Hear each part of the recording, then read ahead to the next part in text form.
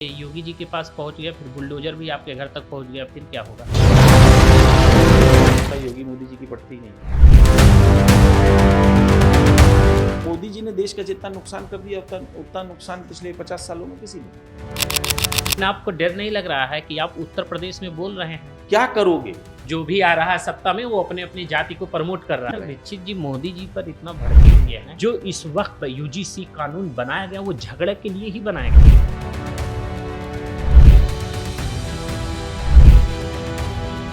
बड़े बड़े माफिया जिन पे बहुत मुकदमे लगे हैं, आज वो आराम से बयान भी दे रहे हैं, घूम रहे हैं, कहते हैं हमने राइफल से 2 आदमी गिरा दिए, कोई कहते हैं हमने 20 गिरा दिए। मतलब सत्ता के साथ आ जाइए, चाहे कितना भी गुनाह किए रहो सब माफ। अब आपने चुने ही उन लोगों को जिनकी महत्वाकांक्षा फॉर्च्यूनर की थी। जिस सरकार में संत पीटा जाए।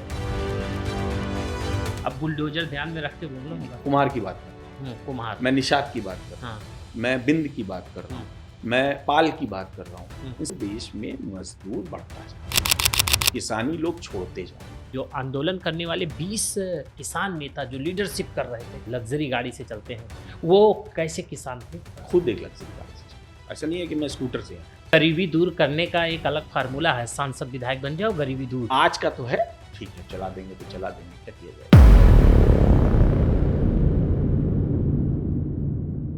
नमस्कार, मैं अकरम हाशमी। आप देख सकते हैं एक बार फिर हम आपके सामने पॉडकास्ट के माध्यम से हाजिर हैं अपने कंटाप न्यूज़ में।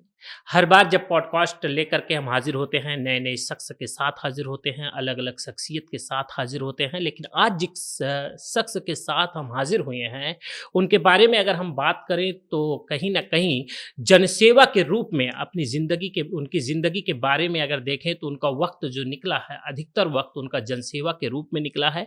लेकिन उस जनसेवा के साथ हम ये भी नहीं कह सकते हैं कि राजनीति के साथ उनका वक्त नहीं गुजरा। अगर जब राजनीति की बात आती है तो ये भी कह सकते हैं कि घाट घाट से राजनीति भी देख करके आप इस वक्त जनसेवा के रूप में अभी भी राष्ट्रीय किसान मंच के साथ आप जुड़े हुए हैं। राष्ट्रीय किसान मंच के आप राष्ट्रीय अध्यक्ष हैं। आप देख सकते हैं कि हमारे साथ में उपस्थित हैं राष्ट्रीय किसान मंच के राष्ट्रीय अध्यक्ष इस वक्त हमारे साथ में मौजूद है, जिनका हम हार्दिक स्वागत करते हैं अपने कंटाप न्यूज़ के माध्यम से। और सबसे पहला सवाल हमारा आपसे यही है कि आप राष्ट्रीय किसान मंच के राष्ट्रीय अध्यक्ष हैं जी। और इस वक्त तक के दौर में अगर देखा जाए, एक तरफ सरकार है, दूसरी तरफ यूजीसी जी। तो यूजीसी सरकार इस वक्त आप किस रूप में देख रहे हैं यूजीसी को सरकार के साथ? देखिए, भारतीय जनता पार्टी का ये पुराना इतिहास रहा। जब 1990 में ओबीसी आरक्षण दिया गया और 27% का हम लोग के मार्गदर्शक हैं श्रद्धेय वीपी सिंह साहब ने दिया, तब उसमें भारतीय जनता पार्टी साथ ही में थी, अलग नहीं थी। आप उसको आज से मत देखिए कि वो किसके साथ है और किसके विरोध में है। उस समय पहले तो उसने समर्थन दिया, 27% आरक्षण हुआ, रिएक्शन देखा तो सरकार से बैकआउट कर गए, चले गए।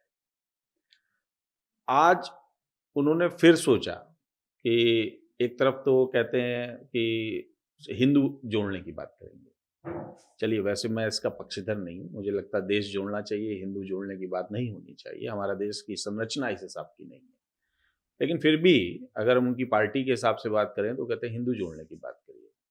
तो उनको जो ओबीसी वर्ग है, जो एससी एसटी वर्ग है, जो कि ओबीसी वर्ग में भी पिछड़ा बहुत बड़ी संख्या में एक वर्ग है, उसको ख्याल ना करके उन्होंने वापस वही किया कि एक पूरा जो पिछड़ा था, अति पिछड़ा था और जिसको कहें दलित समुदाय था, उसको आपस में लड़ाने के लिए वो यूजीसी पहले लाए। यूजीसी है क्या? यूजीसी का बेसिक ढांचा क्या है? क्या है यूजीसी? जो है वो यूनिवर्सिटी ग्रांट कमीशन है। वो केवल विश्वविद्यालयों पे, शिक्षा नीतियों पे, आपकी डिग्रियों पे नियंत्रण करना, उसमें कोई घपला ना हो, उसकी वैल्यू बनी रहे, उसकी चीज़ें रहें, इसको लेके काम करती है। इसको लेके ठीक बात है कि कुछ अगर आप जातियों की बात करेंगे, कुछ जाति के लोग उसमें ज़्यादा हैं, कुछ जाति के लोग उसमें कम हैं। लेकिन सरकार ऐसा कुछ नहीं लाई थी जिससे ओबीसी समुदाय को बहुत बड़ा कोई फायदा होने वाला था। और ऐसा भी कुछ नहीं लाई थी जिससे सामान्य वर्ग को बहुत बड़ा कोई नुकसान वाला था। उनका काम था सिर्फ आपस में मतभेद पैदा करना और झगड़ा करना। एक तरफ तो उन्होंने पास किया, दूसरी तरफ सुप्रीम कोर्ट से उसको रोक लगवा दी। किसान सालों बैठे रहे, सुप्रीम कोर्ट ने हस्तक्षेप नहीं किया। पुलिस से भिड़ंत हुई, लाल किले पे भिड़ंत हुई। नहीं, किसान वाले मुद्दे पर भी आते हैं, लेकिन यूजीसी की नहीं, यूजीसी की मैं बात कर रहा हूँ। सुप्रीम कोर्ट को 3 दिन में नजर आ गया कि यूजीसी बहुत गलत हो गया है। तो हमें भी तो देखना चाहिए कि हमारा कोर्ट किस किस मुद्दे पे कितनी जल्दी जो है एक्शन में आ जाता है। किसानों के विरुद्ध थी सरकार तो वो नहीं आया, लंबे समय तक नहीं आया। मतलब लोग गुहार करते रहे, वहां जाते रहे, बॉर्डर सील रहे, लोग दिल्ली में फंस गए, बाहर वाले फंस गए, अंदर वाले फंस गए, तब भी सुप्रीम कोर्ट नहीं आई थी। थोड़े से विवाद में सुप्रीम कोर्ट तुरंत और सुप्रीम कोर्ट के आने के बाद वो विवाद और तेज हो गया। आपने उसको लड़ाई की शक्लें दे दी। तो क्या ये बेहतर है यूजीसी कानून देश के लिए? देखिए, मैं तो ये कहूंगा जितने भी कानून बने हैं उनका अपना अपना एक योगदान है। यूजीसी कानून बना था, उसमें 27% के लिए था, फिर ईडब्ल्यूएस के लिए 10% का था। इस हिसाब से आप देखेंगे तो आज की डेट में अगर आरक्षण की समीक्षा करना बहुत जरूरी है। प्रथम बात तो सरकार को, जैसे जनगणना की बात हो रही थी, उस तरह आरक्षण की वापस समीक्षा करना बहुत जरूरी है। आरक्षण का मतलब ये नहीं डिक्लेयर किया था बाबा साहब ने कि आप एक बार आरक्षण के थ्रू कोई पद लीजिए, चीजें लीजिए, फिर आपका परिवार उस पर काबिज हो जाए और देन वही आपके परिवार के लोग, फिर आपके समुदाय के लोग हावी हो जाए, बाकियों को छोड़ दिया जाए। बेसिक आरक्षण का मतलब ये था कि देश में जो सबसे नीचे का भी तबका है, सबसे जो छूट गया है अंतिम व्यक्ति, उसको भी अधिकार मिले और उसको भी समानता का अधिकार मिले। बहुत से लोग आरक्षण का मतलब उसको लेते हैं कि जो है समान वर्ग के लोग भी लेते हैं, और आरक्षण का अर्थ उनका मतलब होता है कि जैसे दान दे दिया गया। वो दान नहीं है, असमानता से समान लाने का एक अधिकार दिया गया। उसका ये अर्थ भी नहीं है जो नेताओं ने समझा दिया है। नेताओं ने अपनी राजनीति चलाने के लिए, अब उत्तर प्रदेश की बात करें तो 2 पार्टियों को अगर अभी फिलहाल नजरअंदाज कर दे तो बाकी बहुजन समाजवादी पार्टी और अखिलेश जी की पार्टी, दोनों ही पार्टियां जाति बेस्ड। एक यादव को सबसे आगे रखना चाहती है और दूसरी पार्टी जो है वो दलितों को सबसे आगे रखना चाहती है। उनका मसौदा बेसिकली सरकार में रहने का है, लेकिन जाति के सामने, अपने लोगों के सामने जाके कहना है कि अब बहुजन समाज पार्टी इतने दिन सत्ता में रही पर उसको कभी ये नहीं दिखा कि SC ST का इतना हक मारा जा रहा है, उसका भी रिजर्वेशन में एक हम जैसे रोहिणी कमीशन आया, बिहार में कर्पूरी ठाकुर फॉर्मूले को लागू कराने की बात हुई तो उन्होंने तो कभी नहीं सोचा। अखिलेश जी आए, अखिलेश जी ने भी नहीं सोचा। जब भाजपा की सरकार आई थी तो भाजपा ने भी ये दावा किया था कि जो है हम आएंगे और आरक्षण देंगे। इवन जो राजभर नेता है उन्होंने तो कहा है 2 हफ्ते के अंदर नहीं देगी तो हम वापस चले जाएंगे। राजनीति के चक्कर में लोगों को ये भी देखना चाहिए, झगड़ा करने के अलावा नौकरियों पे अब मान लीजिए 70,000 71,000 वैकेंसीज भरी ही नहीं गई है, लंबे समय से नहीं भरी गई है, उस पे भरा ही जाना पिछड़ों का है। मतलब पिछड़ों की सीट खाली है, आप दे ही नहीं रहे हो, आप दे नहीं रहे हो ना, आप सिर्फ उनको अगड़ों से लड़वा रहे हो। मतलब पिछड़ों की सीट नहीं दी जा रही है, भारतीय जनता पार्टी की सरकार में हो रहा है, अगड़ों से पिछड़ों से लड़ाया जा सिर्फ रहा है। आपस में आप लड़वा रहे हो, आप बैलेंस बना रहे हो, लड़वा रहे हो आप दोनों, और आप दोनों को कह रहे हो कि हमारे बिना जाओगे कहाँ, फिर आप धर्म में फंसा रहे हो। पहले आप लड़वा रहे हो, फिर आप में धर्म में फंसा रहे हो, फिर आप खींच रहे हो। तो और बाकी लोग इसका सपोर्ट कर रहे हैं।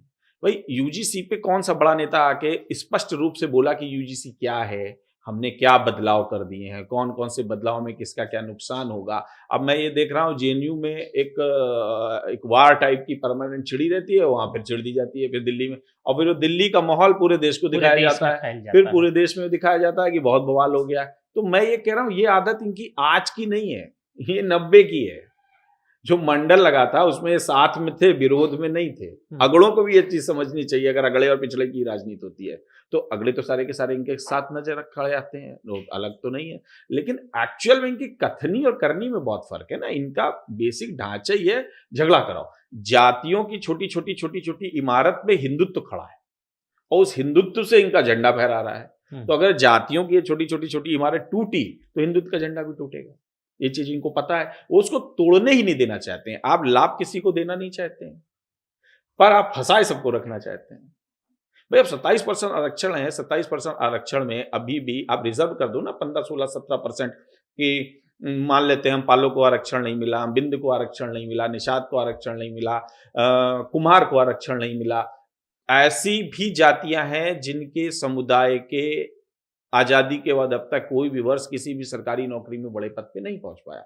आप उनको मौका दो, उनके लोगों को आगे बढ़ाओ। बहुत सारी ट्राइबल्स कम्युनिटी हमारे प्रदेश में ऐसी हैं, मिर्जापुर जाएंगे और निचले इलाकों में जाएंगे, जिनका 61 से पहले अलग तरीके से हम देखते थे। आपने उठा के उनको रातों रात दलित में डाल दिया, आपने उठा के उनको रातों रात ओबीसी में, किसी जिसमें आपका मन आया आपने उसमें ऐड कर दिया।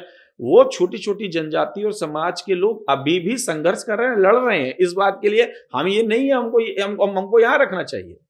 तो सरकार का काम फिलहाल मुझे लगता है यूजीसी तो एक उसका बहुत छोटा पार्ट है। आरक्षण का भी अर्थ यही था, जब 1950 में नेहरू जी ने SC/ST आरक्षण दिया, उसका भी अर्थ यही था कि जो लोग छूट गए हैं स्ट्रीमलाइन से उनको आप बराबरी का दर्जा दीजिए, लाइए, उनको भी दिखाइए कि जनजीवन है। लेकिन इसको तो अलग तरीके से प्रस्तुत कर दिया ना, झगड़ा करा दिया। और मैं फिर कहूंगा ये झगड़ा कराने के उद्देश्य से ही लाया गया। इसमें ना अगड़ों का कोई फायदा होगा, ना पिछड़ों का कोई फायदा होने वाला है। मतलब जो जहां थे वो वहीं रहेंगे। मतलब ये साफ तौर पर शेखर दीक्षित ये बोल रहे हैं कि भारतीय जनता पार्टी ने जो इस वक्त मतलब यूजीसी कानून बनाया गया वो झगड़े के लिए ही बनाया गया। बिल्कुल झगड़े के लिए बनाया गया। आप ये बताओ ना कि भाई अगर हम मानते हैं, चलिए आपको चिंता है, हमने मान लिया, नौकरियां पड़ी हुई हैं, खाली पड़ी हुई हैं, आप दे दो ना, किसने रोका है? उन्हीं की पड़ी हुई है, रिजर्वेशन में पड़ी हुई है। मतलब पिछड़े वर्ग की ही, पिछड़े लोगों की ही नौकरी पड़ी हुई है। भाई आप अब दे दो ना उनको, उनकी नौकरी खाली पड़ी है। अभी आप बहुत सारे पदों में वैकेंसीज निकाल रहे हो, उसमें तो आप पिछड़ों को ना नजरअंदाज कर दे रहे हो। यही आरोप आप लगाते थे मुलायम सिंह पे कि वो सारे के सारे यादव भर देते हैं, यही आरोप आप लगाते रहे जो है अखिलेश यादव पे।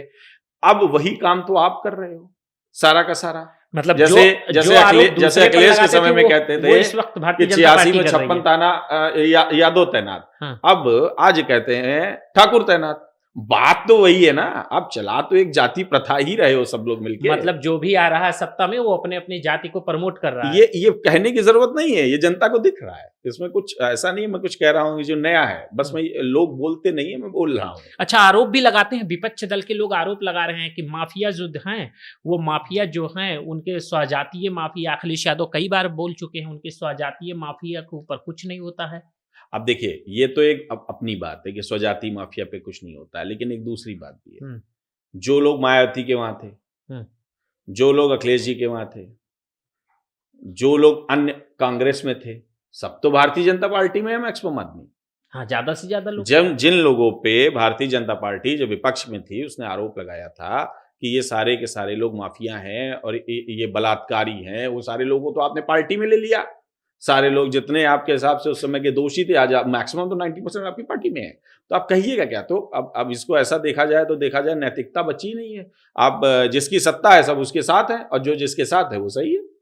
मतलब सत्ता के साथ आ जाइए, चाहे कितना भी गुनाह किए रहो सब माफ है। हाँ, ये अब दिखता तो ऐसे ही है और क्या है स्थिति तो यही है। आप देखिए ना, बड़े बड़े माफिया जिन पे बहुत मुकदमे लगे हैं, आज वो आराम से बयान भी दे रहे हैं, घूम रहे हैं, ताल ठोक रहे हैं।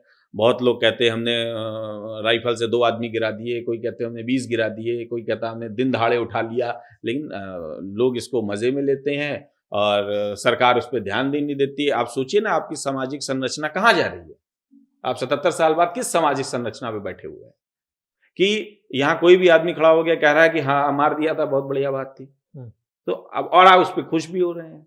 तो आप आगे जा रहे हैं कि आप पीछे जा रहे हैं? आप वेस्टर्न कपड़े पहन लेने से थोड़ी कोई वेस्टर्न हो जाएगा, या विदेशी चीजों को फॉलो करने से कोई थोड़ी उनके जैसी विरासत। और हमारे पास उनसे धनी विरासत के हम धनी थे, सोने की चिड़िया देश कहा जाता था, आज कुल के कंगाल हो गया है। आप सोचिए, अन्ना आंदोलन में स्विस बैंक में पैसा पड़ा है, इसको लेके खूब हम लोगों ने लड़ाइयाँ लड़ी। भारतीय जनता पार्टी आई, मोदी आया, मोदी जी ने जय जय के कहा कि हम सारा पैसा वापस लाएंगे। बाद में एक दिन अमित शाह जी ने कह दिया वो तो जुमले थे। अब बात करो फिर अब अगले झगड़े की, अब पुलवामा होगा, अब आप उस पर वोट दे दीजिए। अब इस बार जो है अब देखिए आगे और क्या क्या होता है, किस किस चीज़ पे वोट मांगे जाएंगे, किस किस चीज़ पे। अब काम पे वोट है नहीं। आप देखिए किसान परेशान है, आप रोजगार नहीं दे रहे हैं, युवा परेशान है, मजदूरों के लिए आपने पॉलिसी नहीं बदली है, लेबर लॉ कितने दिन से आपने उसको वापस कभी पढ़ा ही नहीं है कि इसमें क्या मजदूरों के नए नए नियम, पुराने नियम होने चाहिए। अब 8 घंटा काम कराइए, 12 घंटा काम कराइए, 16 घंटा काम कराइए। कोरोना काल में हमने बड़ी विषम परिस्थितियाँ देखी थी, लेकिन उसके बावजूद अगर आप उसी पे टिके हैं तो अब ये क्या कहा जाएगा, देश किधर जा रहा है? कहीं न कहीं देश, लेकिन आप की बातों से हमें 2-3 टॉपिक निकल कर आया। आपने अन्ना हज़ारे का याद दिलाया, जी। लेकिन अन्ना हज़ारे के जब आंदोलन हुआ, उस आंदोलन में आप भी शामिल रहे, आंदोलन के साथ जुड़े रहे। आंदोलन में मतलब पद के रूप में भी काम किया आपने। हाँ, किया। लेकिन एक चीज़ अन्ना हज़ारे के आंदोलन से निकलता है कि वो सेवा के भाव से आंदोलन हो रहा था। देश की देखिए, आंदोलन तो देश सेवा के भाव भाव से से हो हो रहा रहा था। था, हाँ, ये सत्य है। बिल्कुल। लेकिन वहाँ से आंदोलन से सेवक नहीं बल्कि नेता निकले हैं।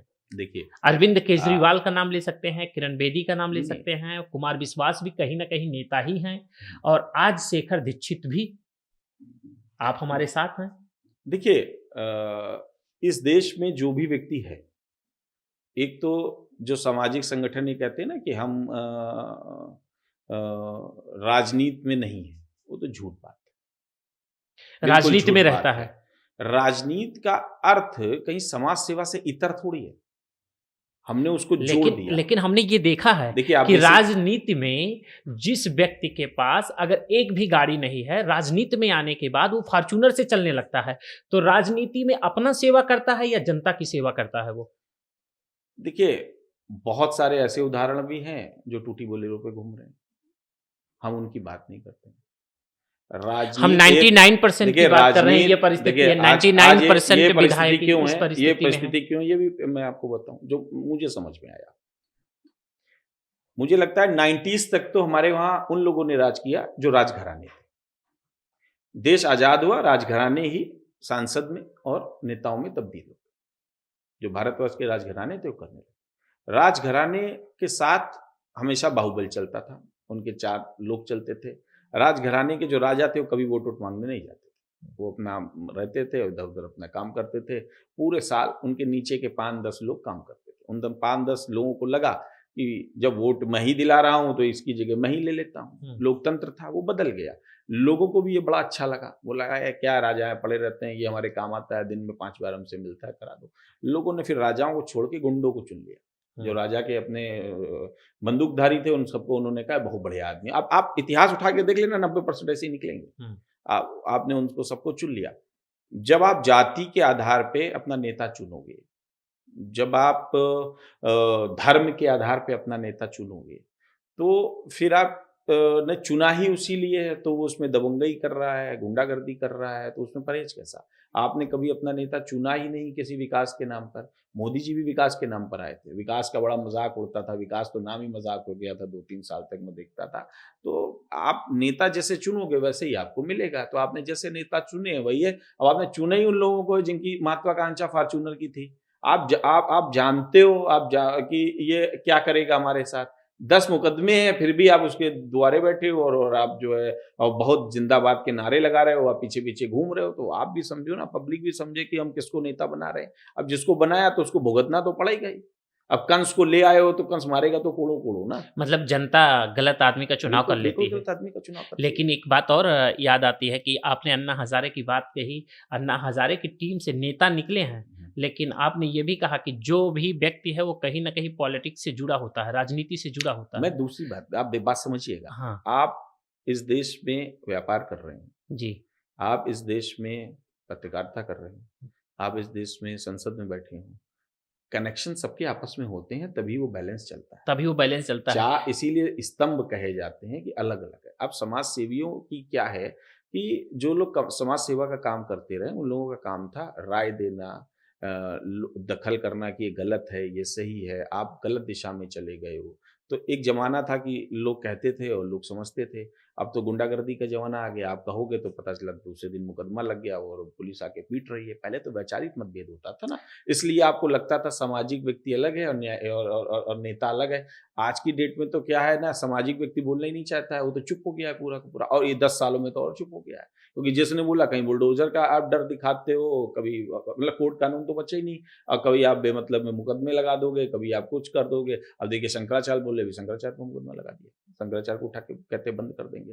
तो जहाँ पे स्तर ही विहीन हो गया हो, वहाँ पे फिर मेरा अपना ये कहना है कि राजनीति इस देश में सब में व्याप्त है, ऐसा कोई नहीं है जहाँ राजनीति का सब में दखल व्याप्त नहीं है। है। क्या अन्ना हजारे में भी व्याप्त है क्यों नहीं राजनीति? राजनीति व्याप्त रही होगी इनमें? राजनीति व्याप्त नहीं होती तो राजनीति कनेक्शन के आपने इश्यू पे कहा बोलते कहीं ना क्यों? कहीं कनेक्शन होता है, भाई क्या अन्ना हजारे का भी कनेक्शन? देखिए, उनका कोई राजनीतिक कनेक्शन नहीं था, मेरा भी कोई ऐसा कोई राजनीतिक कनेक्शन नहीं है। आप तो बाद में देखे पिछले गए हैं, पिछले में मैंने केजरीवाल के पार्टी में देखे गए। मैं आपको बता रहा हूँ, पिछले में मैंने समाजवादी पार्टी को समर्थन दिया था। पिछले चुनाव में मैंने समाजवादी पार्टी को समर्थन दिया था। बात यहाँ पे आम आदमी पार्टी को ये हुआ कि मजबूत करने की बात हुई, तो संजय सिंह के कहने पे मैंने यहाँ आम आदमी पार्टी के लिए भी काम किया। ऐसा नहीं कि मैंने काम नहीं किया, आम आदमी पार्टी के लिए भी मैंने काम किया। लेकिन बात ये कही जाए नीतीश कि कुमार के साथ भी वक्त आप देखिए नीतीश कुमार जी के साथ क्या था, नीतीश कुमार जी ने एक अभियान चलाया था शराबबंदी का। पूरे देश में वो शराबबंदी लागू कराना चाहते थे, इसको लेकर अभियान था। उन्होंने कहा कि उत्तर प्रदेश में भी हम चाहते हैं, अच्छा कॉज था, उसमें कुछ बुराई तो थी नहीं, शराबबंदी होनी ही चाहिए। तो और हमको तो लगता है कि नशे से दूर ही रहना चाहिए, तो अच्छा है।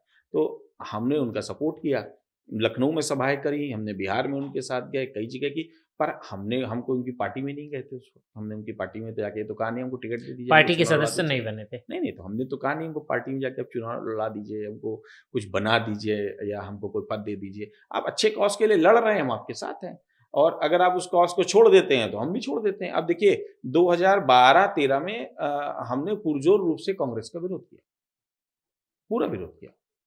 कांग्रेस गलत कर रही थी। कांग्रेस उस समय उसी हालात में, जिस हालात में आज भारतीय जनता पार्टी है, किसी को कुछ नहीं समझना।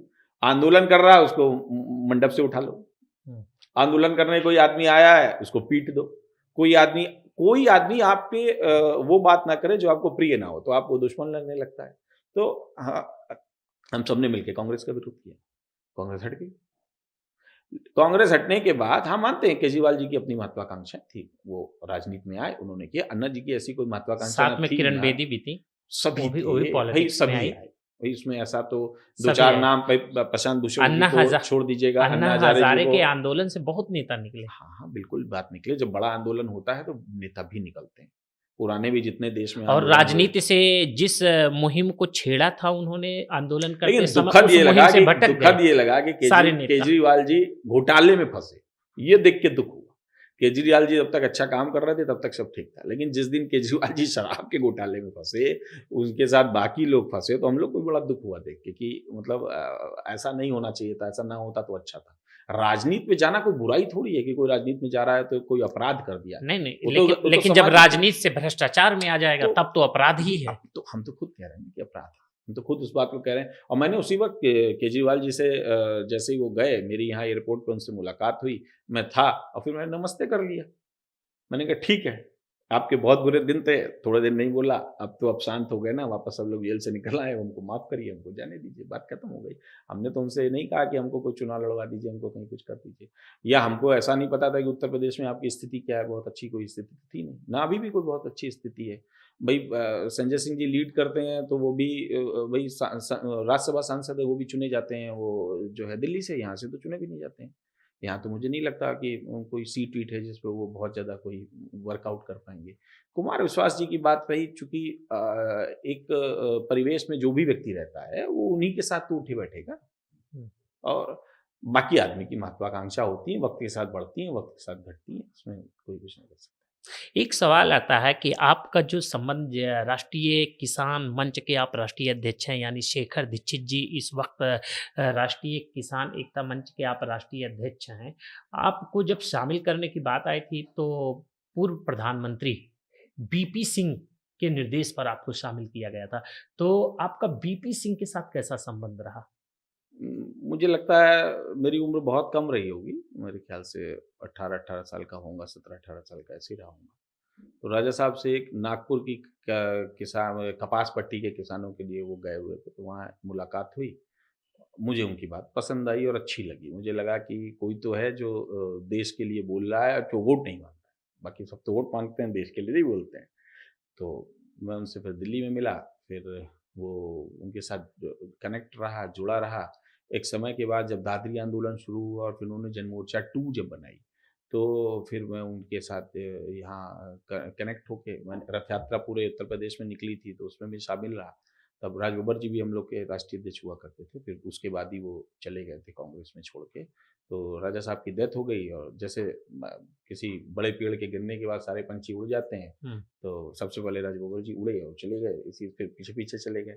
मैं रुका रहा वहाँ, मुझे लगा कि किसान की बात करना ही जो है सर्वोत्तम रहेगा। और उसके बाद बहुत सारी कठिनाइयाँ आई, लेकिन मंच को ही चलाते रहे, लोगों को जोड़ते रहे, बहुत लोग आए, बहुत लोग चले गए, और आज भी उसी में जो है चला रहे हैं कि किसी तरीके से देश में अच्छे लोग भी राजनीति में आके जो है अपनी बात करें। और दूसरी बात, अगर कोई व्यक्ति सरकार के खिलाफ नहीं बोलेगा, या जो लोग आंदोलन करते हैं या जो लोग सामाजिक कार्य करते हैं वो नहीं बोलेंगे, तो खड़ा कौन होगा? पब्लिक को तो नहीं समझ में आता ना कि जो है क्या सही है क्या गलत है, वर्गला देते हैं। अब जो आदमी सुबह शाम की रोटी में ही व्यस्त है, मोदी जी ने और व्यस्त कर दिया है, का वो आटा लेने के लिए लाइन में खड़े रहो जाके, और वो फ्री में मिल रहा है तो उसमें और सब बेचारे सब गेहूं चावल लिए लाइन में शेखर खड़े हैं। दीक्षित जी मोदी जी पर इतना भड़के हुए हैं। नहीं, आप ये देखिए ना कि मोदी जी ने देश का जितना नुकसान कर दिया उतना नुकसान पिछले 50 सालों में किसी ने नहीं किया। किसी ने नहीं किया। किसी ने नहीं किया। आप ये देखो ना। लेकिन आपको डर नहीं लग रहा है कि आप उत्तर प्रदेश में बोल रहे हैं, कहीं ये पॉडकास्ट के माध्यम से योगी जी के पास पहुंच गया, फिर बुलडोजर भी आपके घर तक पहुंच गया, फिर क्या होगा? अब मुझे तो लगता है योगी मोदी जी की पटती नहीं है, तो इसमें कोई टेंशन नहीं है। नहीं, सरकार दिल्ली में बोल रहे होते मतलब तो हम एक बात मोदी की बुराई कर सकते हैं। हाँ बिल्कुल कर सकते हैं। योगी सुनेंगे? अरे भाई यहाँ के आप देखो नेता यही कर रहे हैं। जितने नेता हैं, अभी पता नहीं कि कोई मैं वीडियो देख रहा था, किसी बड़े नेता का देख रहा था, वो विधानसभा में मोदी की बुराई कर रहा था। तो हमने सोचा विधानसभा में मोदी की बुराई क्यों कर रहे हो भाई? लोकसभा होते तो भी ठीक था, अब विधानसभा में मोदी की बुराई कर रहे हो, योगी की नहीं कर रहे हो। मतलब भाजपा को आपने 2 गुट में बांट दिया है। 2 गुट तो है ही है, बांटने की क्या जरूरत? योगी गुट अलग है, मोदी गुट अलग है। बिल्कुल गुट तो हो ही गया है। एक तो योगी की सरकार अच्छा चल रहा है?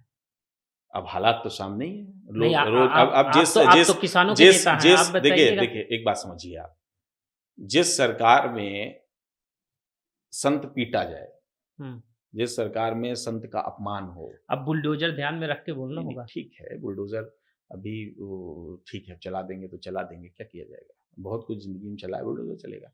योगी जी भी एक टाइम सदन में रो रहे थे। सबको अपने दिन याद रखने चाहिए। कल को समय पलटा तो फिर वहीं खड़ा होना पड़ेगा। तो आज हम रोते हैं, कल तुम रोओगे, परसों कोई और रोएगा। ये तो जीवन है, आएगा और जाएगा। इसमें कुछ ऐसा कोई डर वर नहीं। डर होता तो मैं बोलता भी नहीं उनके विषय में। तो बेसिक बात से सच्चाई है ये। इसमें अब उन्होंने किसका घर गिराया? मुसलमानों का घर गिराया ज्यादातर। क्यों गिराया? उन्होंने पहले 80% हिंदुओं को समझाया एकजुट हो जाओ, और मुसलमान के अगेंस्ट हो जाओ। हिंदुओं को समझ में आया बात तो सही है। मुगल आए थे, 20% लोग हमारे वहाँ छोड़ गए हैं, और 80% तो हम ही। अब इन 20 को भी बाहर करे तो काम हमारा कम हो जाएगा। अब कुछ 5-7% मूर्खों ने ऐसा सोचा। अब इतने करोड़ आबादी का देश है, 5-7% ही 5-7 करोड़ लोग हो गए, दिन भर रील बनाते, दिन भर उसको चलाते। अच्छा, उसमें उन्होंने कहा गिराया, बहुत बढ़िया, सबको मजा आ रहा था, खूब सब आनंद लिए। बोले वाह वाह क्या आनंद की बात है, और घर गिराओ, और घर गिराओ, और घर गिराओ। थोड़े दिन बाद 2-4 अपनों का गिर गया। अब वही बात है, दूसरे के छप्पर में आग लगाओगे, थोड़ी तो अपने में लग थोड़ी तो अपने में भी अब थोड़ा उसमें गिर गया। अब गिर गया तो अब परेशान होना शुरू हुए। अच्छा, दूसरी बात ट्रेंड है ना। उनको देखा देखी उत्तराखंड में धामी जी बुलडोजर लेके चलने लगे। उनको देखा देखी राजस्थान में लोग बुलडोजर लेके आसाम में भी लेकर चलने लगे। थोड़ी देर चले, बस 1-2 साल की बात है, उसके बाद बुलडोजर लोग भूल जाएंगे और इसी बुलडोजर की लोग बहुत बुराई करेंगे, कहेंगे बिल्कुल ठीक चीज नहीं है। तो समय है, और योगी जी भी, मुझे नहीं लगता। अरे अब आपके पास सत्ता दे दी, पुलिस दे दी, सेना दे दी, आप किसी आदमी के घर पे जाइए, कब्जा कर लीजिए, चढ़ा दीजिए, कोई कानून मत मानिए, तो क्या ही कर सकते हैं? ऐसे तो आप फंस गए ना। फंसे आदमी को चाहे तुम जितना ले लो। अरे कोई आदमी सशक्त हो, उसको गिराओ तो समझ में आए। लेकिन एक बार नहीं, 2-2 बार सरकार बनाया जनता ने योगी का। दूसरी बार भी सरकार बना जनता के साथ अपनी समस्याएं हैं, और जनता की बेसिक समस्या ये है कि विकल्प नहीं है। विकल्प ही नहीं है, कोई दल विकल्प में नहीं है भारत में। कोई भारत की बात नहीं कर रहा हूँ, उत्तर प्रदेश की। योगी उत्तर जी की बात हो रही है। उत्तर प्रदेश में कोई विकल्प नहीं है। अच्छा, कहाँ योगी के बाद? मतलब मैं आपसे जानकारी कर रहा हूँ कि मतलब मुख्यमंत्री के रेस में तो बहुत सारे लोग शामिल हो जाते हैं। दलित चेहरा में मायावती आ जाती है, चंद्रशेखर रावल आ जाते हैं, अखिलेश यादव आ जाते हैं। अरे मुख्यमंत्री की रेस में आप बात करेंगे तो कम से कम 3000 पार्टियां रजिस्टर्ड हाँ, होंगी जिनके राष्ट्रीय तो अध्यक्ष होंगे यहाँ पे, किसी को विकल्प नहीं सब है। होंगे। अब तो कैसे है विकल्प, आप मुझे बताइए कौन है? सब सपा एक समाजवादी पार्टी है जिसको लोग विकल्प के रूप में देखते हैं। अखिलेश जी की बात करें तो अखिलेश जी अपने कार्यकर्ताओं से मिलते नहीं, अखिलेश कार्यकर्ताओं से नहीं मिलते हैं। मिलते नहीं, ठीक। हम्म, अखिलेश जी के पास कोई वैधानिक बहुत अच्छा कैलकुलेटिव ढांचा है नहीं। दूसरी समस्या जो नेताजी में नहीं थी, मुलायम सिंह जी के साथ भी हम लोग रहे, काम किए। भाई मैं तो ऐसा नहीं है कि अखिलेश जी को देखा हूं, मुलायम सिंह जी को भी देखा हूं, करीब से देखा हूं। वाद बहुत बुरी चीज है। वाद इनके अंदर है अखिलेश जैसे यादव के अंदर? जैसे आपको मैं बताऊं, आप वाद की जब बात करें तो जिस प्रकार धर्म का नशा खराब है, जाति का नशा बहुत खराब है। दोनों सेम ही है, कुछ फर्क वरक नहीं है। या आपको लग रहा है कि ये अच्छा बोल रहे हैं क्योंकि हमारे कुछ लोगों के बोल रहे हैं वो गलत बोल रहे हैं, तो बात तो सेम ही है। तुम दोनों जगह जाहिलों की बात कर रहे हो। चाहे जातिवादी करो चाहे धर्मवादी, बात तो एक ही है ना। आप ये कह रहे हो कि ये चीज है, इसको ऐसे मानो। आपने कह दिया, हल्का सा भी घुमा दिया तो आपने कहा ना ये तो गलत हो गया, खंडित हो गया, तो खराब हो गया। वही वहां है, आपको कह दिया कि आपको रिजर्वेशन इतना मिला था, इतना नहीं मिला, आप कोई कैलकुलेशन पे नहीं तैयार हो। आप कह रहे हो नहीं, जो भैया ने कह दिया वो ठीक है, हमको अपने लोगों को आगे बढ़ाना है। अगर आपके ऑफिस में कोई योग्य व्यक्ति है तो आप उसको बढ़ाना नहीं चाहते हो। आपके ऑफिस में और अन्य लोग हैं, आप देना नहीं चाहते हो। आप अध्यक्ष भी उसी को बनाओगे जो आपकी चाटुकारिता करता हो, आप अपने साथ भी उसी को रखोगे जो आपकी चाटुकारिता करता हो। तो फर्क क्या है? तो पब्लिक क्यों जाएगी?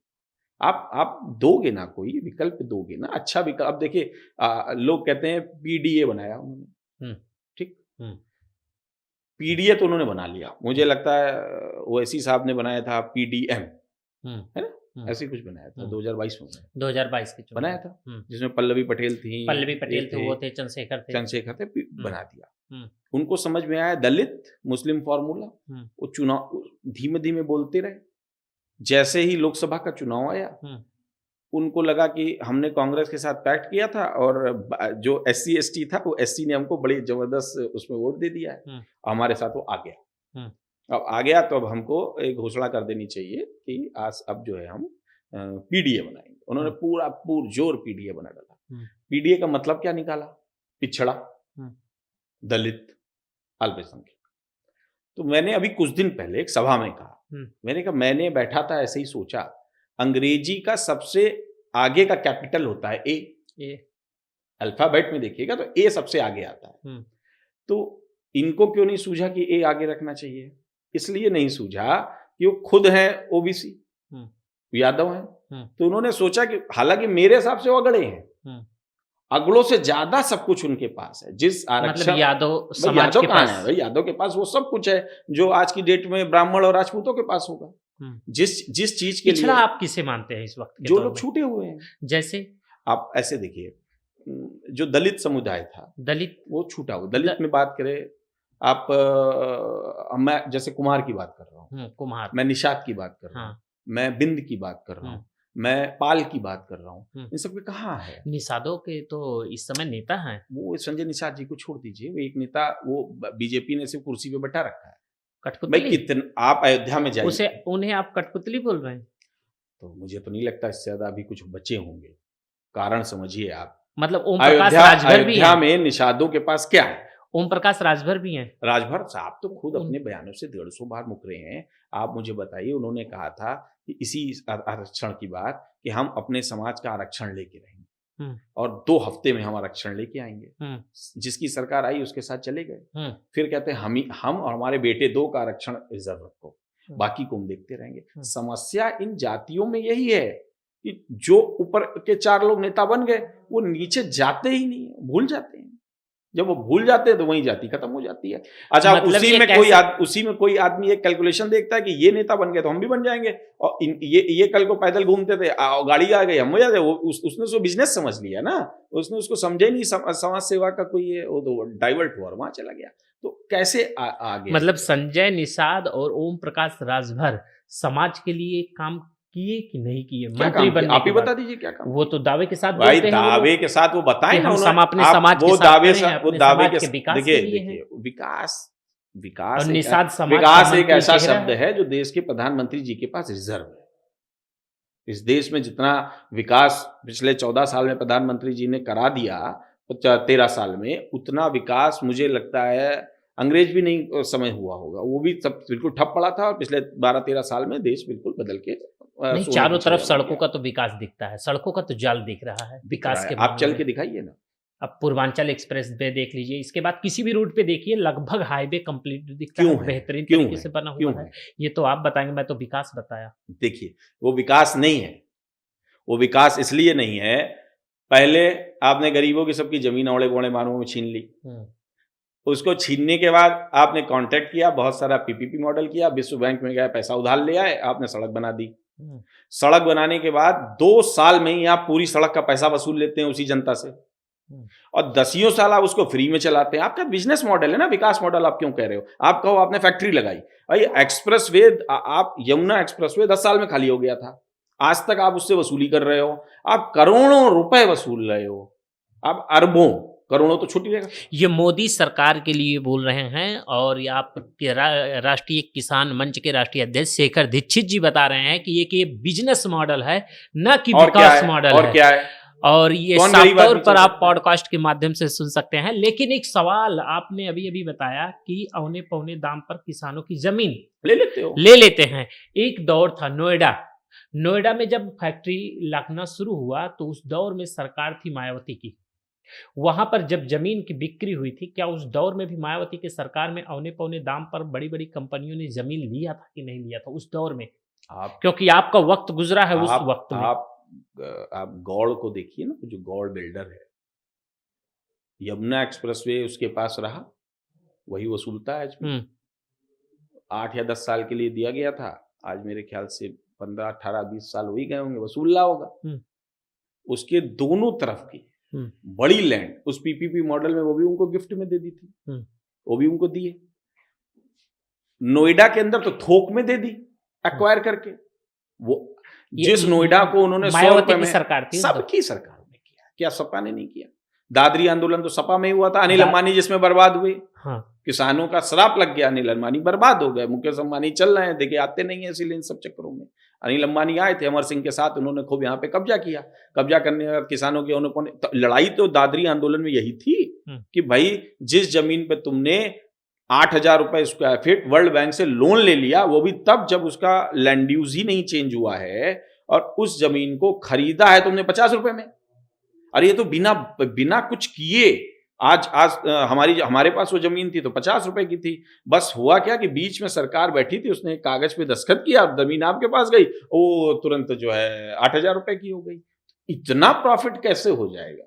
कुछ तो बराबर रखोगे। वो भी सरकार खुद नहीं ले रही है, किसी पूंजीपति को दिला रही है। तो हम लोग ने कहा था सरकार कोई प्रॉपर्टी डीलर थोड़ी है।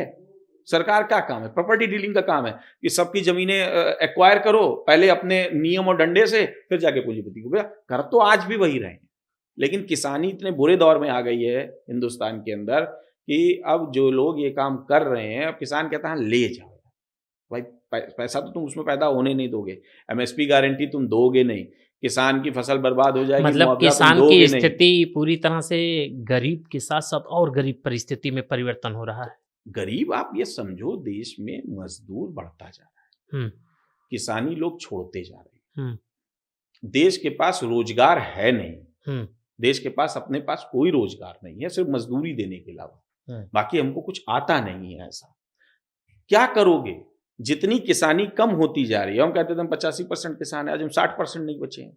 अब जितने ये लोग बेरोजगार हो रहे हैं, इनका क्या करोगे, कहाँ ले जाओगे? लेकिन जब आंदोलन हो रहा था, जिस दौरान आंदोलन हो रहा था, 2020 का सत्र था जब किसान बिल पारित हुआ था, उस दौरान जब आंदोलन हो रहा था तो आपको याद होगा कि जो आंदोलन करने वाले 20 किसान नेता जो लीडरशिप कर रहे थे, अगर उनके बच्चों की बात किया जाए तो लग्जरी गाड़ी से चलते हैं। वो कैसे किसान थे? अब यहाँ भी एक बात समझिए, मैं खुद लग्जरी गाड़ी से चलता हूँ, मैं खुद नहीं, मेरी बात सुनो, मैं आपको आरोपित टारगेट करके बात नहीं कर रहा हूँ, मैं उस लिस्ट के बारे में बता सकता हूँ, यहाँ तक कि राकेश टिकैत को भी मैं बता सकता हूँ। इस बात पे अभी बता, राकेश टिकैत की भी स्थिति, अब इस बात पे मैं आपको अभी जवाब देता हूँ, यही दे रहा हूँ। मैं खुद एक लग्जरी गाड़ी से चलता हूँ, ऐसा नहीं है कि मैं स्कूटर से यहाँ आया हूँ। पहली बात, आज से नहीं चलता हूँ, 2003-4 से चलता हूँ, ठीक। राकेश टिकैत के पास जितनी जमीन है उसका एक बेसिक प्रॉफिट अगर जोड़ लेंगे तो हर महीने वो लग्जरी गाड़ी खरीदेगा। इतनी जमीन राकेश टिकैत जी के पास है। बिल्कुल है भाई। ऐसे बहुत सारे किसान। अब जितने किसान लीडर्स हैं, अगर उनके पास जमीनें हैं, जायदाद है, या उन्होंने अपनी जमीन जायदाद नहीं बेची, वक्त के साथ बढ़ी, आगे गई, वो खरीदने की कैपेबिलिटी में है, वो खरीदते हैं, उसमें कोई बुराई थोड़ी है। ये तो वही वाली बात हो गई कि बार बार मोदी जी के सूट पे सवाल उठाया जा रहा था, बार बार कहा जा रहा था मोदी जी महंगा सूट पहनते हैं, महंगा सूट पहनते हैं। फिर कहा गया राहुल जी महंगी टी शर्ट पहनते हैं, राहुल जी महंगी टी शर्ट पहनते हैं। अब उन दोनों को देख के बाकी बेचारे 2-4-5 नेता थे वो फटे कपड़े पहन के घूमने लगे। अरे भैया तुम्हारे पास है, तुम पहनो, तुमको किसने मना किया है? समाज सेवा करने का ये अर्थ थोड़ी है कि आप फटा कुर्ता पहन नहीं, गरीबी का ढोंग भी करते हैं ना। तो ढोंग लोग नहीं कोई करना फकीर चाहिए। बनता है तो कोई तो फकीर मतलब बेरोजगार के साथ लड़ते हुए फकीर कोई दिखता है, फकीर तो कोई- ये ऐसी फकीर परिस्थिति कोई- में तो फकीर कोई है ही धन नहीं। को तो देखा ही जाएगा। फकीर, अब राहुल गांधी तो फकीर नहीं है। हम्म। और उनका परिवार तो मुझे लगता है इस देश का आजादी से पहले का सबसे सम्भ्रांत परिवार था। उनको जरूरत ही नहीं है। जब फकीर पैदा ही नहीं हुए तो फकीर कहाँ से हो जाओगे? राजा घर में पैदा हुए तो राजा ही रहोगे। अब मोदी जी की बात, मोदी जी हाँ जरूर उन्होंने सिंपैथी ली कि हम गरीब हैं, हम फकीर हैं, हम गरीब हैं, हम फकीर हैं, लेकिन उनके भी अपने शौक होते हैं। गरीब फकीर कुछ ऊपर बढ़ गया, उसके भी अपनी महत्वाकांक्षाएं होती हैं। ऐसे तो मायावती जी भी गरीब थी, ऐसे तो मुलायम सिंह जी भी गरीब थे। मतलब सब पद पे पहुंचने के बाद शौक पूरा करते हैं, बिल्कुल करते, क्यों नहीं? सेवा भूल जाते हैं। सेवा की जहां तक बात करें, मैं आपको सच बता रहा हूं, ईमानदारी से बता रहा हूं, मतलब मैं बिल्कुल डरता नहीं हूं इस बात में। आप 50% भी ईमानदारी से अगर जिसकी सेवा के लिए आए हैं, जाति की सेवा के लिए आए हैं, धर्म की सेवा के लिए आए हैं, या समाज की सेवा के लिए आए हैं, कर दीजिए ना, तो मुझे लगता है हिंदुस्तान वापस सोने की चिड़िया हो जाएगा। आप सोचिए हिंदुस्तान का आज भी कितना बड़ा ब्लैक मनी विदेशों में ही जमा हो रहा है। हर साल आपके वहां से इतनी बड़ी दौलत विदेश जाती है कि विदेश उससे मजे कर रहे हैं, और ले तो आप ही सब लोग मिलके जा रहे हो ना। अरे यहाँ का यहीं लगा दो तो भी तो ठीक है। अब मैं नहीं मानता है सब लोग गरीब हैं, इनमें से कोई भी आदमी गरीब नहीं है। और जो आदमी एक बार सांसद बन गया वो कतई गरीब नहीं होता, एक बार विधायक बन गया वो कतई गरीब नहीं होता। उसका सारा खर्चा तो सरकार चलाती है, और बचे कुछ 10, 20, 50 पैसे होते ही हैं जो उसको चंदा दे जाते हैं। गरीब कहाँ से हो जाएगा? गरीबी दूर करने का एक अलग फार्मूला है, सांसद विधायक बन जाओ गरीबी दूर। आज का तो है, ऐसा तो नहीं है कि आज का नहीं है ये फार्मूला। आज फार्मूला है, लोग अप्लाई भी करते हैं, खूब बनते भी हैं। मैं तो पहले कह रहा हूँ राजनीति को व्यापार बना दिया। अब मोदी जी जब से आए तब से शेखर दीक्षित भी क्या चुनाव लड़ने की तैयारी? मैं चुनाव लड़ने वाला तो ऐसी बात कहता। अच्छा, चुनाव लड़ने की कोई अगर मुझे चुनाव लड़ना होता तो मैं भी कहता मैं फकीर हूँ। अगर जनता मांग कर ली कि हाँ चुनाव लड़िए, अलग बात है। पर देखो मैंने फिर कहा, परिस्थितियां किसको कहाँ ले जाए नहीं पता, मुझे भी नहीं पता मुझे कल कहाँ जाना है, मुझे बस इसकी कोई गारंटी नहीं है। लेकिन मेरा अभी कोई चुनाव न, अब बहुत चुनाव के मौके आए। अन्ना आंदोलन में था, जब सब बगल के बैठे लोग नेता हो गए, मुख्यमंत्री बन गए, कोई कुछ बन गया, मैं भी कहीं ना कहीं जा सकता था। बीजेपी का बहुत बार बीजेपी ने कहा आ जाओ, मैं नहीं गया। अखिलेश जी के वहां से भी रहा हो, चले जाओ, मैं नहीं गया। मुझे कोई दिलचस्पी ही नहीं है, मुझे कुछ लगता ही नहीं है। वही मतलब बात है ना, नेता बनने की ख्वाहिश नहीं है। मुझे लगता है नेता तो हूं ही मैं। नेता में और सांसद विधायक में फर्क होता है। सांसद विधायक में फर्क होता है। सांसद विधायक बनने मुझे कोई इंटरेस्ट नहीं रहा, कभी नहीं, आज भी नहीं है। बहुत लोग कहते हैं, मेरा कोई इंटरेस्ट नहीं है सांसद विधायक बनने का। और नेता रही बात, तो नेता वो जो जिसके पीछे लोग हों, और जिसके पीछे लोग हैं वो नेता है। आप उसको नेता मानना चाहिए। और जैसे पंडित का मतलब, पांडित्य मतलब जिसको ज्ञान हो उसको पंडित कहा जाता है। और लोगों ने पंडित का मतलब ब्राह्मण लगा लिया। अब इसमें क्या गलती है? इसमें कोई क्या कर सकता है भाई? जैसे सूफी, भाई सूफी का मतलब वो है जो ज्ञानी होता है, जिसको चांद के सारे वो पता होते हैं, वो सारे आकार देख के बता देगा कब क्या क्या होना चाहिए, उसको सूफी कहते थे। अब आप सूफी को जाति बना दीजिए तो आप में मूर्खता है, इसमें कोई और क्या कर सकता है? उसमें कोई क्या कर सकता है? जब उसको जात में परिवर्तन कर दोगे, आप क्या कर सकते? ज्ञान को अगर जात में परिवर्तन कर दोगे तो उसमें कौन क्या कर सकता है? एक स्थिति आती है, जैसे बीपी सिंह की बात हमने छेड़ा। बीपी सिंह जिस वक्त मंडल कमीशन लाए थे, उस वक्त एक नारा चल रहा था, मंडल वर्सेस कमंडल। ये नारा चल रहा था। तो देश के भीतर आप तो बीपी सिंह के खास, अगर एक तरीके से बोले, चाहे चेला चाहे शिष्य, दोनों बोल सकते हैं। दोनों शब्द आपके लिए बेहतर पड़ेगा। तो बीपी सिंह के चेले ये बता सकते हैं कि मंडल कमीशन लाने से देश में कहीं ना कहीं से जो बीज बोया गया, पिछड़े वर्ग को उत्थान विकास के लिए तो मुहिम छेड़ा गया, लेकिन कहीं ना कहीं ये देश के लिए हितकारी रहा। आप ऐसे समझो, मुलायम सिंह यादव यहाँ मुख्यमंत्री रहे, बीपी सिंह की देन। मतलब मुलायम सिंह मुख्यमंत्री रहे, बीपी सिंह की देन। कुछ देते ही नहीं, वो क्या मांगने जाते हैं? अपनी जाति को क्या बताने जाते हैं? हम तुम्हारे लिए कौन सा लड्डू लेके आ रहे हैं? अरे लड्डू दिए तभी तो लड्डू बांटने गए हो। हम्म। अगर वो लड्डू दिए ही ना होते तो बांटने क्या जाते? तब तो ये तो साफ हो गया, अखिलेश यादव अगर आज कुछ भी हैं तो वीपी सिंह की देन है। अरे लालू मुलायम यादव जो सिंह कुछ यादव भी है की वीपी सिंह की देन है। मुलायम सिंह की देन नहीं है।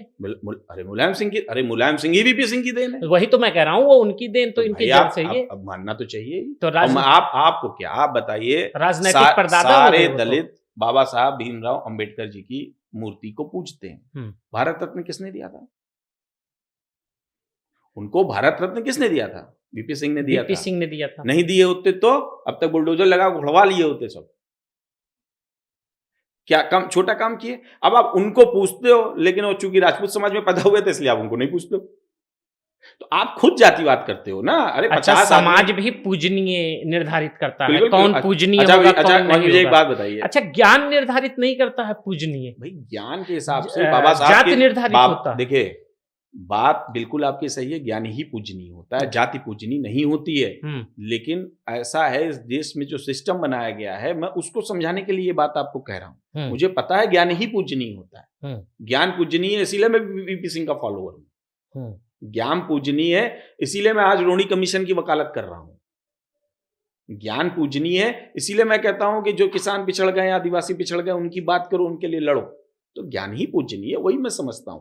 लेकिन बेसिक एक बात समझिए, देश में लोगों को क्या समझ में आता है? राहुल गांधी को बड़ी अच्छी अंग्रेजी आती है, पर 90% देश वालों को अंग्रेजी नहीं आती है, तो बेचारा समझाए कैसे? अब आप कह दोगे शिक्षित हैं, ज्ञानी है, रहो ज्ञानी, अपने घर में रहो। अब हमको जो लैंग्वेज आवत है वह तो समझिए, तो हम समझे नहीं, सब कहाँ समझ लेंगे? नहीं सही है। शुरुआत में यही समस्या हुई ना। तो आप बेसिक एक बात समझो कि जिसको जो समझ में आ रहा है उसको समझाता, लीडर वो समझाता रहता है। गलती ऐसा नहीं पब्लिक की नहीं है, बहुत बड़ी संख्या में पब्लिक की भी गलतियां हैं, इसलिए उसको भोगते हैं। और रही बात देश में, तो आधे देश में जितने ओबीसी लीडर घूम रहे हैं जो अपनी फोटो लगवा के गौरवान्वित महसूस करते हैं, उनको पहला धन्यवाद वीपी सिंह को देना चाहिए। ने आज तक कोई हिम्मत नहीं करता। वही SC/ST वाला जो एक लागू हुआ था 1950 में, नेहरू जी ने किया था, कोई गारंटीड नहीं किया था। 10% EWS देते, आगे बढ़ने की कोई बात ही नहीं होती, कोई झगड़ा ही नहीं होता, कोई बवाल ही नहीं होता। इसीलिए तो अपर कास्ट नाराज रहता है। अपर कास्ट की नाराजगी का विषय क्या? अपर कास्ट की नाराजगी का विषय तो यही है, तुमने भैया उनको ज्ञान क्यों दिया? ये ज्ञान हमारे पास था, हमारे पास रहने दो। तुमने उनको भी ज्ञान दे दिया, अब वो भी कहते हैं ज्ञानी है। झगड़ा तो इतना ही हो गया ना, और कौन सा झगड़ा है? मतलब झगड़ा कोई भी नहीं है, ज्ञान ना पहुंचाओ दूसरे के पास। अरे भाई बात नेचुरल है, आप तकनीकी ना देंगे किसी को। अब भारत के पास तकनीक नहीं है, जाता है ना अमेरिका के सामने गिड़ करने, जाए अपनी तकनीकी बनाए ना। 14 साल से सुन रहा हूं, अपना बनाएंगे, अपना बनाएंगे, अपना बनाएंगे। क्या बना लिए? अभी भी सेमी कंडक्टर का फैक्ट्री लगा रहे हैं, और उसमें भी अब लोगों को पता ही नहीं है कंडक्टर, सेमी कंडक्टर क्या होता है, जानते ही नहीं है कि कंडक्टर है बहुत बड़ा, उससे दुनिया चलेगी। रील्स चलने लगेंगे, मीम्स चलने लगेंगे, लोग कहेंगे खुश हैं। इसमें कुछ नहीं हो सकता, इसका कोई इलाज नहीं है। इसका इलाज सिर्फ इतना है कि आपको देश प्रेम, देशभक्ति पहले करनी पड़ेगी। आपको पहले देश के लिए सोचना पड़ेगा, देश के हिसाब से सोचना पड़ेगा। देशभक्ति का नारा भाजपा तो देती ही है। वो देशभक्ति की बात नहीं हो रही है। वो गाना गाने के लिए नहीं कह रहा हूँ कि मैं गाना गाइए वो देशभक्ति। वो लोग गाना गा रहे हैं, गाना गाने की बात नहीं कर रहा हूँ कि आप बड़ा 15 अगस्त और 26 जनवरी वाला या बीच में 4 दिन मना लिए, वो नहीं कह रहा हूँ कि पूरा साल मनाया जा रहा है स्वर्णिम साल, ये मैं नहीं कह रहा हूँ। मैं देशभक्ति का मतलब ये है, मैं आज टैक्स देता हूँ, मैं टैक्स पेयर हूँ, ठीक। मेरे टैक्स से पैसा कहाँ जाता है, कहाँ लगता है, ये सरकार को साफ साफ बताना चाहिए। बजट में किसकी क्या भूमिका होनी चाहिए, ये साफ करना चाहिए। निर्मला सीतारमन जी से पूछा गया था मिडिल क्लास के लिए क्या है, तो कहती ओ, तो अब जब वित्त मंत्री के ये हालात हो तो आप खुद ही समझिए ना। रक्षा बजट घटा दिया जाता है और यहाँ आके कहते हैं कि हम 500 जहाज और खरीदेंगे। अरे झूठ बोलने की कोई सीमा होती है।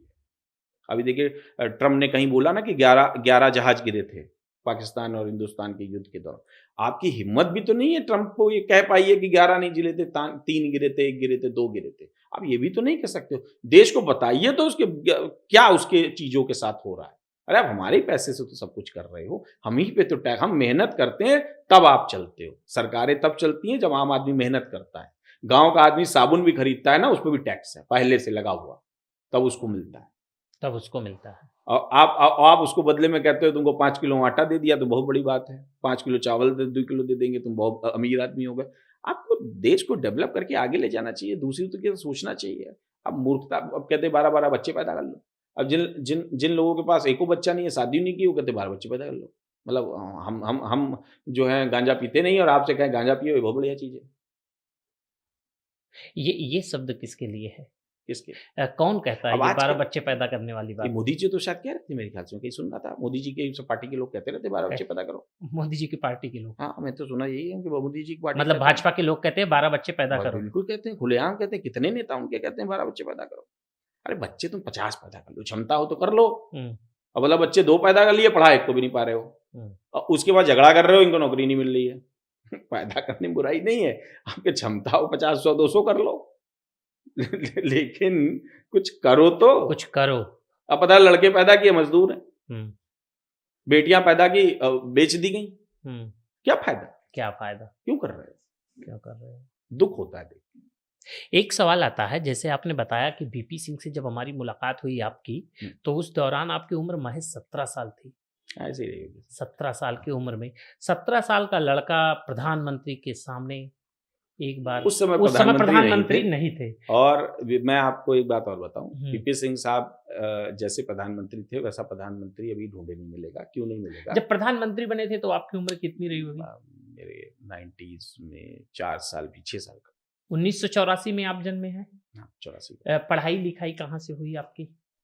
लखनऊ में पढ़ा, फिर थोड़ा बहुत देहरादून में पढ़ा, तो देहरादून में ऐसे ही करता रहा। लेकिन वीपी सिंह वाली आपको बात बता रहा था मैं, वैसे इसलिए नेता नहीं मिलेंगे। आज आप अखिलेश जी मुख्यमंत्री हैं, ठीक थे, प्रधानमंत्री तो नहीं थे। आप 2-3 दिन में भी नहीं मिल सकते, आधा एक घंटा के लिए। और अगर आप 17 साल 18 साल के युवक हों और आप उनसे ऐसे ही मिलने चले जाएं, फोटो खिंचाने चले जाएं, हमें नहीं लगता आप जा पाएंगे, आप घुस भी नहीं पाएंगे। उनकी बाहर सिक्योरिटी नहीं घुसने देगी, अंदर भी नहीं घुसने देगी। राजा साहब के मिलने के समय 2 कमांडो हुआ करते, तो उन्होंने भी रोका नहीं था। मिले, कहा, बोले अच्छा कहाँ खो? लखनऊ। अच्छा लखनऊ खो, ठीक। दिल्ली आयो।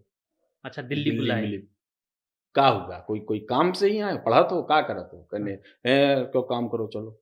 तो आप अपनापन महसूस होता था। आज के नेताओं से आप बात करिए तो अपनापन नहीं महसूस होता है, ऐसा लगता है नौकर को टाइप का समझते हैं।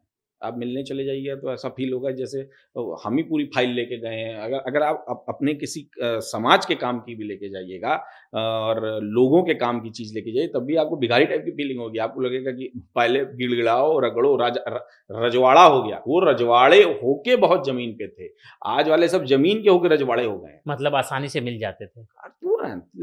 ये हालांकि ये खूबी मुलायम सिंह में भी थी, ये खूबी मुलायम सिंह यादव में भी थी, आसानी से मिल जाते थे। अगर आज की तारीख में प्रधानमंत्री, जैसे आपने नरेंद्र मोदी के बारे में तो सब कुछ सुना दिया, तो आपके नज़रिए से यही होगा कि देश के प्रधानमंत्री इस वक्त जो उनका कार्यशैली है वो बेहतर नहीं है। ये शेखर दीक्षित के अनुसार जो हमने सुना अभी तक, उसके मुताबिक मैं बोल रहा हूँ। अगर आज की तारीख में देश की प्रधानमंत्री के लिए, उस पद पर पहुँचने के लिए कौन सा ऐसा शख्स नजर आ रहा है शेखर दीक्षित को कि इस दौर में वो शख्स अगर प्रधानमंत्री बन जाता हमारे देश के लिए तो बेहतर साबित होगा? अब आप ये जानना चाहते हैं कि नरेंद्र मोदी नहीं तो कौन? नहीं, ये तो नहीं है, ये मैं नहीं बोल रहा हूँ नरेंद्र मोदी तो कौन, ये तो आपने डिसाइड करके पहले ही साबित कर दिया कि नरेंद्र मोदी बेहतर नहीं। मैं थोड़ी कह रहा हूँ कि आपकी जो बातें निकल कर आई उसके मुताबिक हमने कहा। देखिए नरेंद्र मोदी, आप देखिए, मैं कोई भी बात वैसी नहीं कर रहा हूँ जो कि नरेंद्र मोदी जी ने नहीं कही होगी। जितनी बातें उन्होंने कही मैं उतनी बात कर रहा हूँ। इसीलिए तो मैं पूछ रहा हूँ। आपने अगर अपने कहे वादे पूरे नहीं किए तो मैं तो यही कहूंगा कि ठीक नहीं है। इसीलिए मैं जानना चाहता हूँ शेखर दीक्षित के माध्यम से इस वक्त देश के लिए सबसे बेहतर प्रधानमंत्री कौन हो सकता है? ये मुश्किल सवाल है और ये चूज करना भी मुश्किल है। उसका एक कारण है कि कोई राजनीतिक पार्टी, भाई राजनीतिक पार्टियां कोई भी नजर नहीं आ रही कि वो बेहतर। देखिए अब अगर आप नरेंद्र मोदी की बराबरी किसी से करेंगे, नहीं बराबरी नहीं कर रहा हूं, बराबरी देश के प्रधानमंत्री से बराबरी नहीं कर रहा हूं। ओवरऑल बराबरी किसको कहा जाएगा? बेहतर कौन हो सकता है? बेहतर देखिए, बेहतर तो जब कोई बनेगा तब हम पता करेंगे क्या हुआ क्या नहीं हुआ। वैसे फिलहाल की कंडीशन में कांग्रेस पार्टी है, राहुल गांधी है, 2 ही लोग हैं उनके पास, दूसरा कोई सामने नहीं है। मोदी जी भी बेचारे उन्हीं के पीछे पड़े रहते हैं, उनको भी लगता है हटेंगे तो शायद ये बन जाएंगे। लेकिन ओवरऑल मोदी जी, अब वैसे मोदी जी वैसे भी हट जाएंगे, तब उनकी उम्र भी हो गई है, चीजें भी हो गई हैं, और संघ भी चाहता होगा कि अब मत रहो भाई, ये बहुत दिन हो गए, हमारे एजेंडे जितने पूरे होने थे हो गए, अब नए एजेंडे हम क्या पूरे करेंगे। और मुझे लगता है कि अभी तो फिलहाल भारतीय जनता पार्टी के लिए दिक्कत होगी, जो ये और सबसे बड़ी दिक्कत अमेरिका ने पैदा कर दी ना। भारतीय जनता पार्टी के जो अपने वर्कर्स थे, या एक जो हिंदुओं का एक बड़ा ये था कि हमारा विश्व गुरु, हमारा विश्व गुरु, तो टैरिफ का मामला आने के बाद, टैरिफ का और युद्ध दो मामले आने के बाद ऐसा हुआ कि विश्व गुरु वाली जो उपाधि थी वो गड़बड़ हो गई, तो वो खत्म हो गई। उसे गुरु ही गुरु बचे और विश्व हो गया खत्म।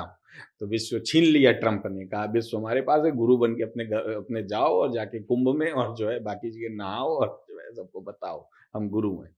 तो इसलिए मुश्किल हो गया है, जो कि एक जो मोदी का सॉलिड वोटर था, जो ये सोचता था कि मोदी जी जो कह रहे हैं सही है, विपक्ष जो कह रहा है गलत है, अब वो कंफ्यूज हो गया। उसको लगता है कि जो है पता नहीं क्या है, सच्चाई क्या है, झूठ क्या है, अब वो साइलेंट होने लगा है। इसलिए मैं कह रहा हूँ, हाँ फिर भी ये कहूँगा कि अभी भी मोदी काल में सबसे अच्छी मोदी जी के लिए बात यह है कि विपक्ष उतना मजबूत नहीं है। मोदी जी ने पूरा अपना ध्यान एक ही चीज में लगाया कि विपक्ष ना डेवलप होने पाए। तोड़ फोड़ जोड़ मटोड़ चाहे कुछ करो, विपक्ष नहीं डेवलप होना चाहिए। बस उन्होंने, अब वो महाराष्ट्र गए तो उन्होंने कहा शिवसेना खत्म होनी चाहिए, हमारे पैरेलल की पार्टी थी। पंजाब गए, बोले अकाली दल खत्म होना चाहिए, हमारे पैरेलल की पार्टी थी। यहाँ आए, उन्होंने कहा मायावती खत्म होनी चाहिए, हमारे पैरेलल की पार्टी थी। उसको बिल्कुल ऐसा बना के रख दो कि बिना हमारे कहीं जा ही ना पाए। बिहार गए, नीतीश जी को दबोच लिए, बस ममता को नहीं दबोच पाए। अब वो ममता दी को दबोचना आसान भी नहीं था। ममता का चुनाव भी आ गया। साउथ में यहाँ के हिसाब से वाद है नहीं, वहां का वाद दूसरा है, तो ये बैलेंस और मैनेजमेंट नहीं कर पाए। तो मुझे लगता है पूरे देश में इन्होंने सबसे पहला काम तो अपने खासम खास लोगों को निपटाने का किया। जो भी भाजपा का खास जो भाजपा की खास पार्टी थी, सबसे पहले तो उन्होंने उसको निपटाया। उन्होंने कहा ये निपटेगा तो जो बचा हुआ वोटर है वो हमारे पास आएगा, जो इनका वोटर है वो मेरे पास आएगा। उसके बाद उन्होंने बाचियों को निपटाया। तो उन्होंने बड़ी कूटनीति से राजनीति, जैसे राजतंत्र पहले करता था ना कि राजा बना तो पुराने सब मरवा दिए उठा के और सिर्फ 4 लोग बचे, तो उन्होंने उस तरीके से करके करा दिया। तो विपक्ष फिलहाल कमजोर है और विपक्ष की भी कुछ चीजें हैं जो जिसपे कभी ना कभी भी बीजेपी के अंदर तमाम कमियां होने के बावजूद वो उस पर थोड़ा मजबूत जाके बैठ जाती है। जैसे मैंने कहा पीडीए की बात अखिलेश जी को नहीं करनी चाहिए थी। मैं इसलिए नहीं कह रहा कि मैं ब्राह्मण हूँ, इसलिए नहीं कि मतलब कोई वोट नहीं, वोट से आप 25% 30% वोटर के लिए बैरिकेटिंग क्यों लगा रहे हो? एक कैलकुलेशन के हिसाब से आप वोट मांगने जा रहे हो, आप ये क्यों कह रहे हो? अब ओवैसी जी ने कहा यहाँ आके कि हमको बनाना है, उनके पास वोट ही नहीं है। उनके पास मुस्लिमों का भी पूरा वोट यहाँ पे नहीं है, उनको चाहिए है। हालांकि मुस्लिमों के लिए वही ठीक होंगे, लेकिन उनको वोट चाहिए, उनके पास वोट नहीं है। तो उन्होंने कहा कि हमारे साथ कौन आ सकता है? उन्होंने कहा दलित आसानी से आ जाएगा, कुछ पिछड़ा आ जाएगा। अब पिछड़ा क्योंकि पल्लवी पटेल सामने थी और लोग सामने थे, उन्होंने कहा आ जाएगा। उन्होंने एक बनाया, आप गए कुछ समझे ना बूझे, उसी में अपना A-20 जोड़े और आपने पीडीए लागू कर दिया। बोले अब तो पीडीए चलेगा। अरे कोई सोचो तो, तर्क तो दो। तुम्हारे पास तो भाई अखिलेश यादव जी के पास मुलायम सिंह जी के समय में 3 वोटर मुख्य रूप से था, यादव, मुस्लिम और तीसरा राजपूत किस समाज से आता था? अगड़े, पिछड़े से तो आता नहीं। अगर इसकी इक्वेशन ये चेंज करते तो आज की सरकार में इजीली ये अभी दिख रहा होता कि योगी गए। अभी इस पे बहस ही नहीं होती कि जो है योगी रहेंगे या जाएंगे, भी होता योगी गए, ऊपर का सब परेशान होता। लेकिन उन्होंने क्या बैरिकेटिंग लगा दिया। अब ब्राह्मणों के साथ कांड हुआ, वो पीटे गए। अब पीटने के बाद उन्होंने कहा तो बड़ी बेइज्जती हो गई हमारे शंकराचार्य को मारे। आप बेइज्जती की, अपमान किए, भटकों को मारे। तो बोले हम करें तो क्या करें? उन्होंने कहा कि अब करने को ये हम जाए कहाँ? अब मैंने जैसे आपसे कहा ना, जाए कहाँ? अब कहाँ जाए? विकल्प ही नहीं। ये मैंने कहा था ना, आप बताइए क्या विकल्प है? भाई कांग्रेस में जाएंगे तो उनको पता अभी कांग्रेस सरकार नहीं बना रही है। बसपा में वो कंफ्यूज है कि हम जाके फिर भाजपा को सपोर्ट कर देंगे, फिर वहीं पहुंच जाएंगे। सपा कहती तुम्हारी जरूरत नहीं है। ठीक, अब चौथी पार्टी कौन बची? भाजपा फंस गए ना। अब मुसलमानों के साथ आ जाइए। मुसलमान कहता है हमको कांग्रेस के साथ जाना है, लेकिन मुसलमान फंसा हुआ है, सरकार नहीं बना पाएंगे। और सरकार कौन बना पाएगा? सरकार बना पाएगा विपक्ष में जो मेन दल अखिलेश जी कहते हैं तुम सबसे बाद में रहो, आराम से पड़े रहो, तुम जाओगे कहाँ? तो राजनीतिक फोरम में मतलब ब्राह्मण और मुस्लिम सबका विकल्प दोनों खत्म- एक चौराहे पे है। सबका विकल्प खत्म करके एकदम चौराहे पे, मतलब मुस्लिम और ब्राह्मण। भाई आप सबसे बढ़िया काम करिए ना, विपक्ष को खत्म करना, उसका थिंक टैंक मार दीजिए। मुस्लिम और ब्राह्मण एक चौराहे पर खड़े हो गए हैं। हो गए। अब ना मुस्लिम कहीं जा सकता है ना ब्राह्मण कहीं जा सकता है, दोनों की आबादी मतलब भर की है। अब फंसा दिया ना उन्होंने, फंसा दिया।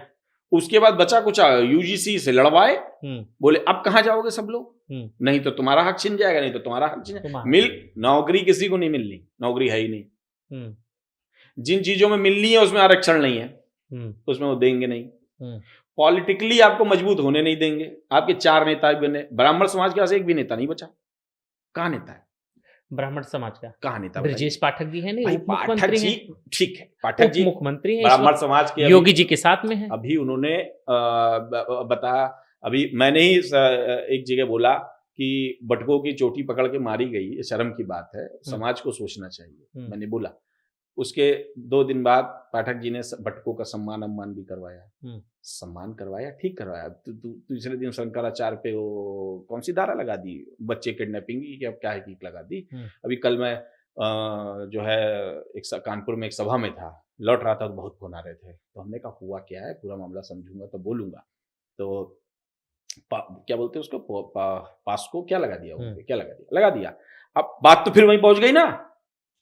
अगर आपका जरा भी दबाव होता तो आप मुख्यमंत्री जी से कहते काहे के लिए फालतू का झगड़ा कर रहे हो, भाई सुलह कर लो, समाज का मामला है, नुकसान हो जाएगा। आप सुलह करने की पोजीशन में हो नहीं, आप रियायत दिलाने की पोजीशन। और शंकराचार्य ने ऐसा कौन सा अपराध कर दिया वहां पे? भाई शंकराचार्य ने कौन सा अपराध कर दिया?